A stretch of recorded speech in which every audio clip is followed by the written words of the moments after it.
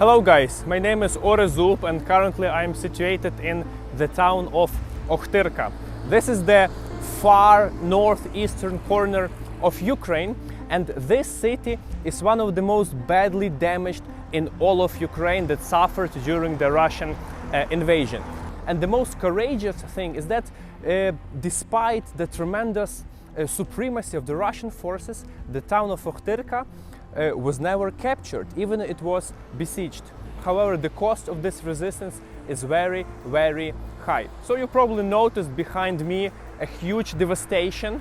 It's a 3-floor building which used to serve as the trade center, and if you walk even down there, you can see that some clothes are still hanging on the street from the showroom, which makes it absolutely surreal. But it's not only about this building. Just turn around and you can see some scratches on that building. So definitely we understand from this point that one bomb landed here, and then I see another place, probably there is something else. Let's take a look. So there is a huge crater from another bomb. Yes, like 3 meters down, and the explosion was so strong that parts of the explosives went outside, destroying this building. But another part, if you look there, like 100 meters further, it's kind of like a normal town, obviously normal as it can be. So you might be wondering why this peaceful place was targeted. The answer is here. Those are the ruins of Okhtyrka City Council. So basically, Russian forces destroy and target particular governing objects because those were working as the mind centers for decision makings. It virtually doesn't exist, as you can see. Only one front wall still remains from the city council. Also, just opposite of it, over here, this is the cultural center of Okhtyrka, which is now also needs like big reconstruction. In the meantime, while we are walking in the middle of this mess, life goes on. Somebody is walking on a bicycle. The other places are also operating, businesses are open. So I invite you for the short walk around the city to realize how surreal it can be and how surreal can it feel once the normal life coincides with the tremendous and terrible scars of war.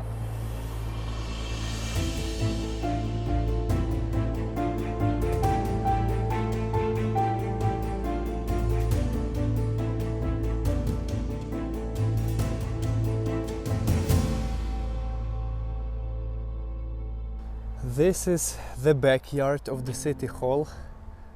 As you see, it's much more even destroyed from this place. No reconstruction is possible, and the buildings in front of it are also still even without any windows. Over here, over here, over there. I've heard, according to official information, the city council have to install approximately 3,000 windows around the entire town, which means that around 1,500 apartments suffered from the physical damage. So this is the part how it looks like. If you come a little bit closer, you still can see what is inside. So some shelves, what people used. Some things, books. I see. This is some kind of paperwork on the working desk. Safe with the key in it, guys. Oi, oi, oi. So, Hrvoje, you are spending now in Ukraine approximately 1 week, and this is your first exposure to physical destruction. What can you tell? What are your feelings being here? Yeah, it's just hard to watch the destruction of the buildings. It reminds me on what was going on in my country 30 years ago, when the civilian buildings were sheltered right similarly like these ones.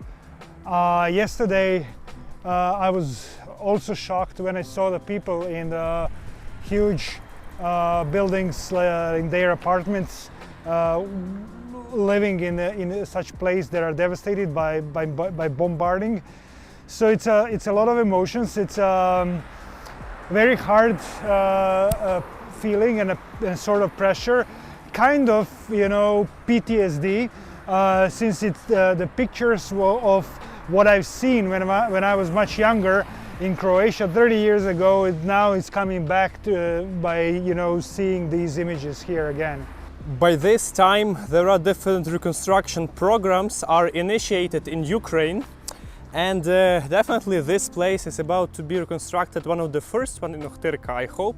So the way I see it, even though I'm not an architect, is to leave this frame, for example, yes, and then build it up with some steel and glass structure, preferably to make it transparent, which will be very symbolical to show the transparency of the local population, because historically, you know, Ukraine as the post-Soviet country still had this kind of culture of disagreement and not being completely well in relation tie between the public and private sector. So now in Ukraine we have this chance, if it's possible to tell so, to rebuild everything from scratch and make it proper according to the Western standards and principles of liberty and democracy. This is the new generation of youth in Okhtyrka, and they're definitely the future of this city. Well done, guys, and I wish you all the best. Thank you. Here is written, be careful, the building is in a dangerous condition. Well, definitely it is. And if we advance further on a pretty lively street, as you can see here, there is another destructive place. This lady that is walking, she just went out from that door. I'm not sure what she have been doing there, but I don't think there is much can be done, and it looks like this was destroyed with the wave of the explosion. Just next to it we can see the monument to a Cossack.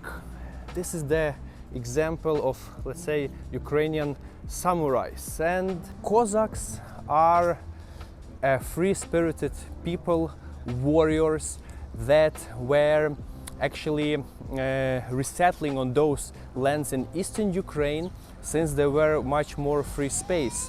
So the entire area where we are now, around Okhtyrka, around northeastern Ukraine, calls Slobozhanщина, which is in English Sloboda Ukraine, having the historical name of it, defining the area, the front line that became settled in the 16th, 17th century. So basically most of the towns around dating back to those times, and Okhtyrka is one of the oldest and the largest town in the area, with the current population, pre-war obviously, around 50,000 people. However, many people fled during the Russian invasion. Now I'm traveling in eastern Ukraine, exploring the areas affected by war, and I must say that it's much more lively than someone could expect. The area which was under occupation, the city was besieged. However, the Russian troops never made it inside Okhtyrka because of the fierce resistance of local volunteers and Ukrainian National Army. So I just entered one of the buildings not far from the places of destruction, and you see it's now in the process of complete renovation. Fortunately, the local entrepreneur looks like has some funds to make it happen.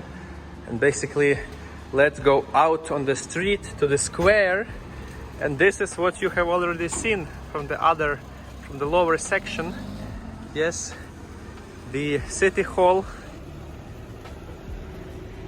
And yeah, so from there the explosion wave came all the down here, and yeah, of course blasted all those windows and making the destruction even inside the place itself. The life goes on. Coffee shop, guys, with the music and Instagram tag Enjoy Okhtyrka in the middle of the destroyed building. As you can see, the dog is resting over here electric scooters, bikes, and people enjoying their time hiding in the shade in the middle of the sun. Okhtyrka received the status of a hero city. And now during our Russo-Ukrainian war, Okhtyrka was one of the places that actually stopped the advancement of the Russian army. Now when most of the combat is a little bit further from the town, local volunteers reorganize their activity and start to help in their civil purposes. One of the organizations, which is the most active one, is situated in this building. So let's go inside and take a look. Name of UNICEF, so this is cooperation, and the organization is Точка зустрічі, it means the point of meeting. Hello, hello. It's nice to see you. So very busy. And yeah, can I see, whoa, what's that map? Looks like a military stuff. Sasha. So Sasha is the IT guy. And here you can take a look in details how the advancement of Russian army was going. So for example, this is Okhtyrka. They went from the border from the east and from the north. And basically the city was almost besieged, which made a tremendous change over here. So basically the city was encircled and there were constant shelling in many different locations around the town. Some of them we will see, some of them we already have seen. Can you explain me more about what's happening here? So we are a civic organization. We are trying to develop our youth, to push up their soft skills, to make them mindful, grow society. And we hope that these things that we are doing here will help our country and our people. In one of the rooms you are using, as I understand, 3D printers to produce what? To produce, guys, you see, such ammunition equipment for Ukrainian soldiers that are possible to make with a 3D printer. And just for you to understand, before these printers were used to make different toys for kids. Now it's all about ammunition and help to the soldiers.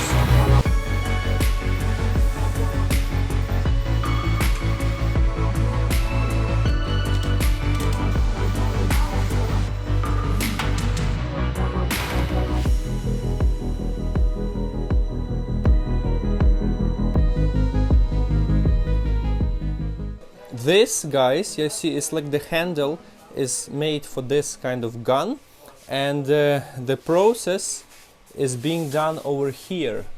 As cool as that, right? So basically, before the war, Max was working in the animation with children, using all these 3D printers to show them how to create different things from plastic, and now he is supporting our army. You see? Every volunteer is participating. Great job. Now many people are coming back to Okhtyrka. At least 10,000 local citizens already returned once those territories became deoccupied, and it's important to reintegrate back them into the normal living. One of the options to do so is to help children go through traumas that they experienced here, and simply to support them with these kind of activities that are helpful in the future life.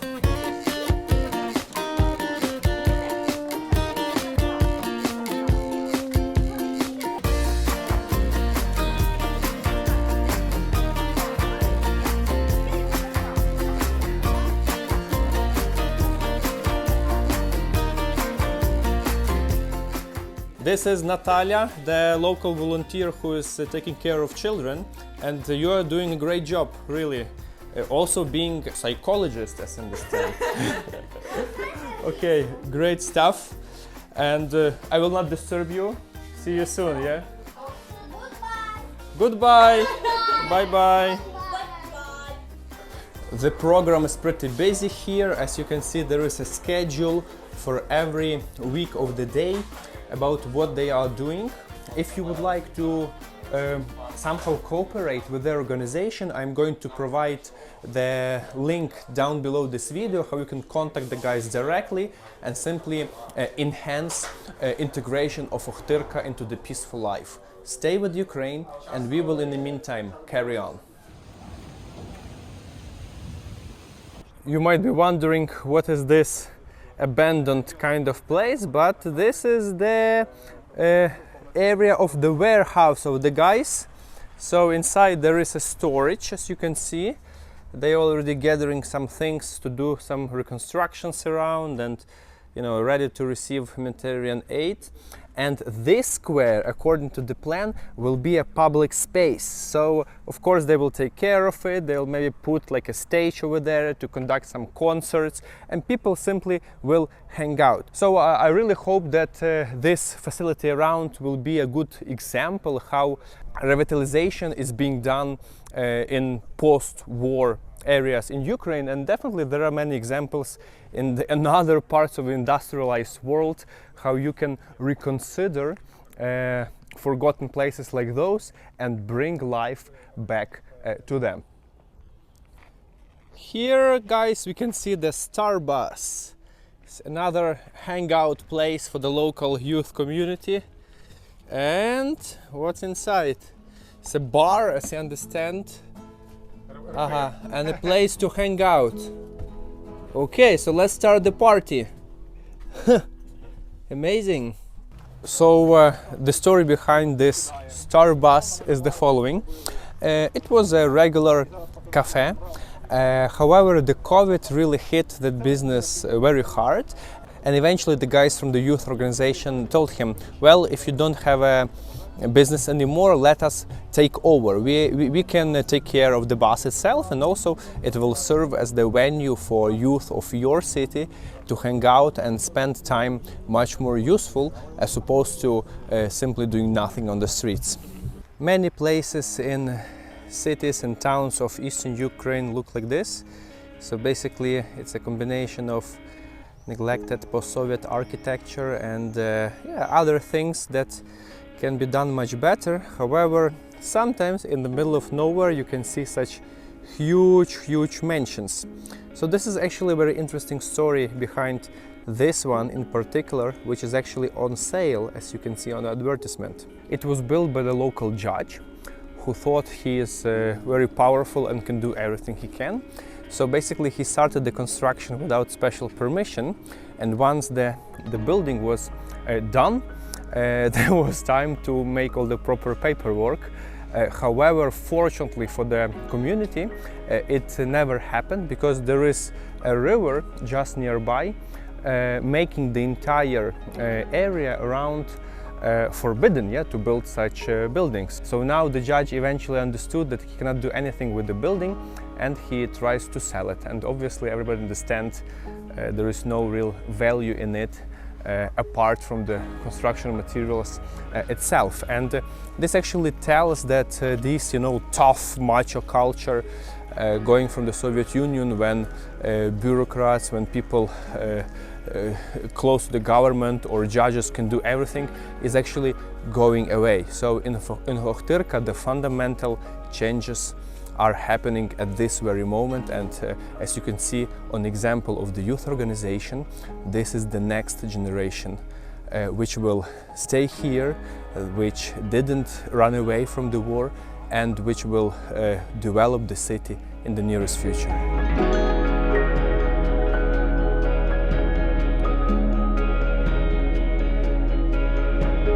The history of Okhtyrka is very interesting.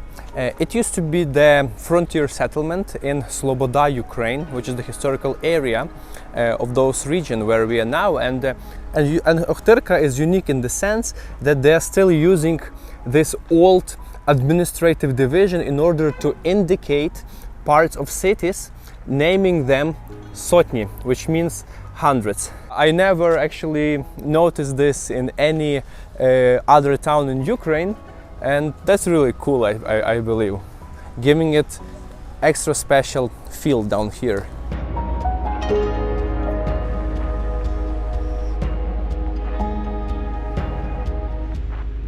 So here on the western side of Okhtyrka, it looks like this neighborhood is the most badly destroyed.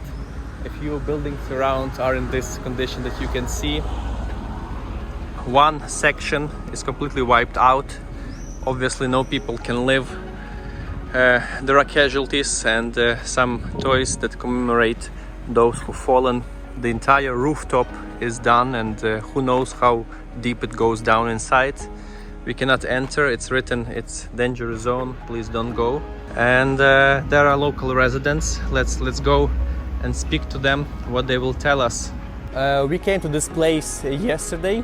It was actually the end of the previous video, and now the story continues. We want to spend more time with the neighbors who invited us to show everything what happened. So the grannies stay here. This is the life that they have to carry on somehow. Also, we are going to visit the city mayor today, together with the residents, to discuss what will happen to this building, to the neighborhood in general, and what is the fate of all of those people who simply cannot stay here. Those are not livable conditions, and they're most worried about the winter. So let's see inside how their apartments look like. Let's go. People don't live here, but they still receive the bills to pay for the utilities. And those who live, they keep up with that. That's how the apartment looks inside. Oh, and the explosion really like pierced through the neighbor. So this lady is the neighbor on the opposite side of the house. Went through the window inside. Oh, you see? So you can watch the house of your neighbor basically from here.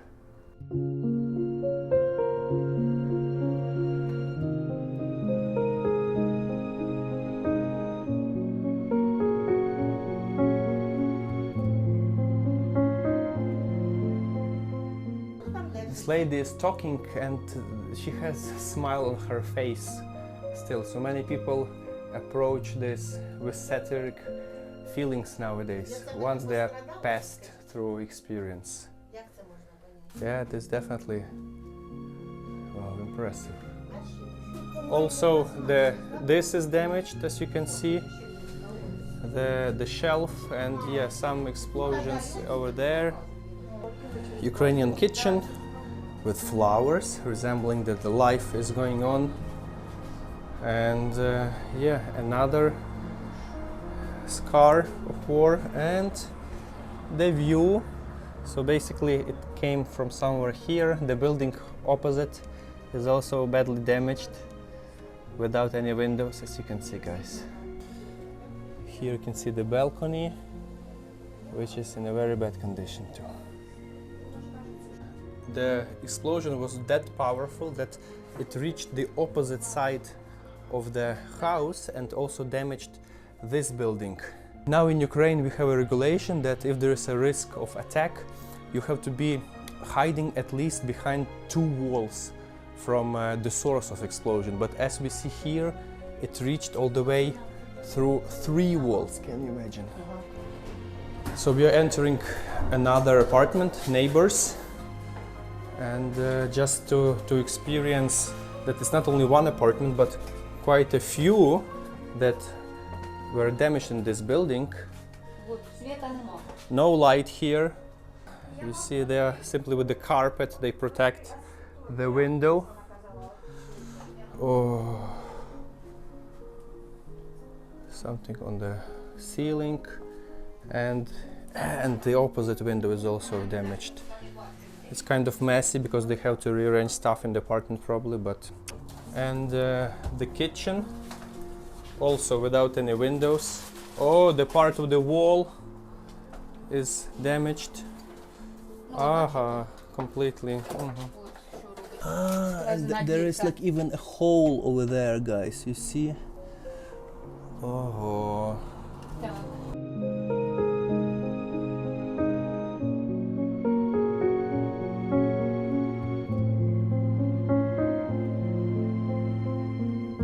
And guys, another, it's like a third apartment. Third apartment, the doors. And you see that this is the upper floor, so the ceiling kind of went up and down as the lady is telling. So definitely this building will not stay for long. And this is part of the building which is where people still live. We are not even entering the place which is abandoned now. The lady is telling that she was saved actually by this linden tree because it was growing much bigger, kind of protecting the house. So it softened the explosion a little bit. Some points over there. And here. And this ceiling was completely out, so they kind of rebuilt it a little bit. So basically, guys, in order to understand the area better, just take a look at those like fixed part of the car. Those were craters from the explosion, and there's like a few of dozens that landed in this entire neighborhood. Also, if you take a look a little bit further, you can see a power station back there, and that is the biggest problem they currently have and what they fear. So just across from the building where we've seen the apartments inside, if you go, you see that this one is also badly destroyed. No comments, yes, for the ground floor, and the crater hit happened over here. But most of the attack happened over there, where is the power plant, which is actually paralyzing the entire town. What really strikes me is that next to the building which is destroyed, and this was the promo big billboard, right? For example, people still take care of basic things that to make it look nicer, what they can. So they planted the flowers, for example, here, yes, which is simply unimaginable, and within their means, they basically do everything they can. Definitely, we are not able to cover everything, all this like massive scale of destruction that happened in Okhtyrka, guys. But with this, we wanted to show you an example what towns and what people in Ukraine are really suffering from. I hope it helped you to imagine the scale of war destruction and what most people currently are asking themselves: how are we going to live through the winter? Because they have no windows and they are waiting still from the government to restore it. However, now at the area which is close to the war zone, we were told in the nearest time they're not going to do basically anything. The biggest danger is that the power station, which is just nearby, is completely out of order, and if it's not going to be restored or functioning in the nearest future, then somehow these people will have to struggle through the winter.